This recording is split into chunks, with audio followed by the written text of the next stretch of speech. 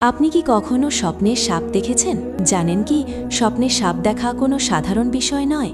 এটা হতে পারে আল্লাহর এক সতর্কবার্তা কিংবা শয়তানের কুমন্ত্রণা। ভুলেও এটাকে হালকাভাবে নেবেন না, কারণ এর মধ্যে লুকিয়ে থাকতে পারে আপনার জীবনের বড় এক সংকেত। তার আগে ভিডিওটিতে একটা লাইক দিন আর কমেন্টে লিখে জানান আপনি কি কখনো স্বপ্নে সাপ দেখেছেন। প্রথম সতর্কবার্তা: যদি স্বপ্নে সাপ আপনাকে তাড়া করে বা কামড় দিতে চায়, বুঝে নিন আপনার চারপাশে কেউ আছে যে আপনার ক্ষতি করতে চায়। এটা আল্লাহর পক্ষ থেকে এক ইশারা যেন আপনি সাবধান হন।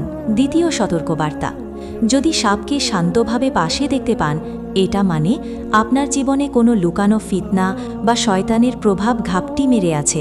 সময় থাকতে তওবা করুন, নামাজে ফিরে আসুন আর বেশি বেশি আস্তাগফিরুল্লাহ বলুন।